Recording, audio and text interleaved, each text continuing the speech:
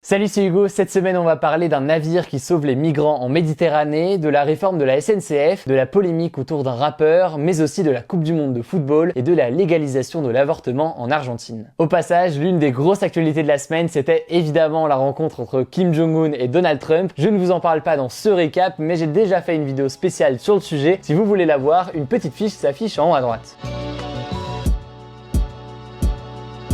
Bref, la première actualité de la semaine, c'est l'Aquarius. L'Aquarius, c'est le nom du bateau d'une ONG française, SOS Méditerranée, qui a secouru il y a 10 jours 629 migrants en provenance de Libye et qui traversait la mer Méditerranée pour rejoindre l'Europe. Cette semaine, le navire humanitaire a été à l'origine d'une polémique. L'île de Malte et l'Italie ont en effet refusé d'accueillir le navire et les migrants à son bord. Emmanuel Macron a qualifié ce geste d'irresponsable alors que la France elle-même n'a pas souhaité accueillir l'Aquarius. Une réaction qui a entraîné une crise diplomatique entre la France et l'Italie. En gros, chaque pays s'est renvoyé la balle sans prendre de réelles décisions pour venir en aide aux navires et aux migrants à bord. Une solution a finalement été trouvée en Espagne. Le gouvernement a décidé d'autoriser l'Aquarius à accoster dans le port de Valence, au sud du pays. Emmanuel Macron a même finalement décidé d'accueillir les migrants qui souhaitaient venir en France. La situation, elle reste tendue aujourd'hui. Plusieurs assauts humanitaires reprochent à la France et à l'Italie leur manque de solidarité. Pour rappel, 560 migrants sont morts en Méditerranée depuis le début de l'année 2018. On continue ce récap de la semaine avec l'adoption de la réforme de la SNCF par le Parlement. Je vous en parlais dans les actus du jour sur Messenger et Instagram. La plus vaste réforme qu'ait connue la SNCF depuis sa création a été votée. Avec cette loi, la SNCF sera notamment ouverte à la concurrence dès 2020, c'est-à-dire pour faire très simple que des entreprises privées pourront faire rouler leurs trains sur le réseau ferroviaire de la SNCF. De plus, il n'y aura plus d'embauche au statut de cheminot dès 2020. Ce statut, il donnait certains avantages aux employés de la SNCF comme une retraite anticipée et un travail à vie. Après l'adoption de la loi, le secrétaire national du syndicat CGT Cheminots, Laurent Brun, a annoncé que la grève allait se poursuivre en juillet alors qu'elle devait initialement s'achever le 28 juin. Mais alors, pourquoi continuer la grève si la réforme est déjà adoptée? En fait, même si la loi elle est votée, un deuxième volet de négociation s'ouvre, la convention collective. En gros, l'État, les syndicats et les organisations patronales vont se réunir pour négocier certains points qui ne sont pas dans la loi. Cette convention collective définit, par exemple, les conditions de travail des cheminots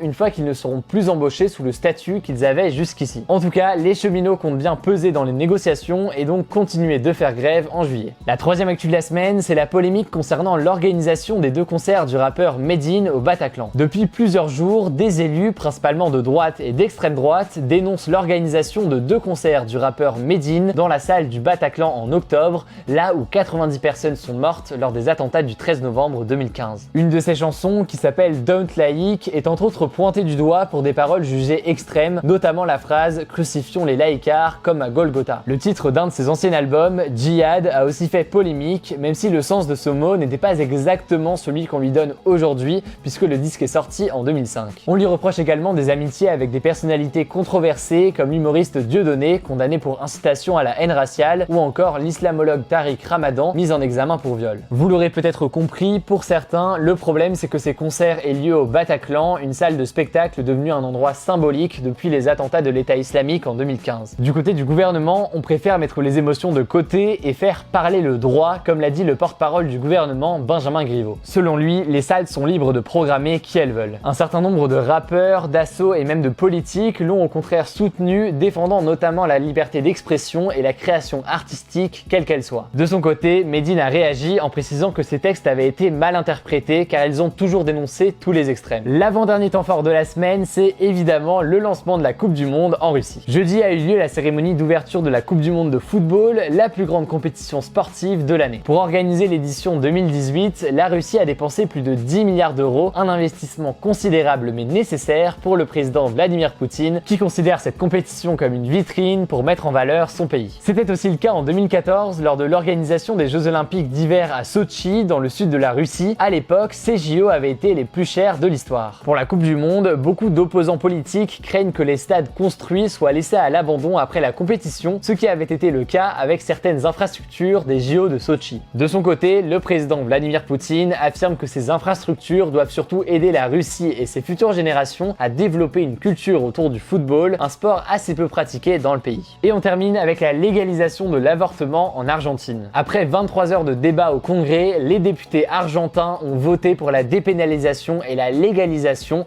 de l'interruption volontaire de grossesse ou IVG, une vraie révolution dans ce pays à majorité catholique. En Argentine, l'avortement est passible de 4 ans de prison, pourtant chaque année, entre 300 000 et 500 000 femmes avortent clandestinement, selon le ministère de la Santé argentin. Depuis des mois, beaucoup de personnes, notamment des jeunes, se sont mobilisées pour le droit à l'avortement. Qualifiées de marée verte à cause de leur foulard vert, symbole de la lutte pour l'IVG, elles étaient très actives sur les réseaux sociaux avec le hashtag Las pibas ya eligieron, les filles ont déjà choisi. On vous tiendra donc au courant de l'évolution de la situation, la loi doit encore passer devant le Sénat avant d'être définitivement adoptée. Le débat de la semaine c'est le suivant, faut-il interdire à Medine de jouer au Bataclan? Pour voter comme d'habitude ça se passe directement dans les commentaires, vous commentez oui, non ou sans opinion, suivi de vos éventuels arguments, et puis la semaine prochaine dans la description, vous retrouvez directement le résultat du sondage. Pensez à vous abonner au compte Instagram ou Messenger pour recevoir les débriefs quotidiens de l'actualité. Au passage, chaque semaine, je publie une émission audio, ça se passe sur la podcast d'iPhone et toutes les apps Android,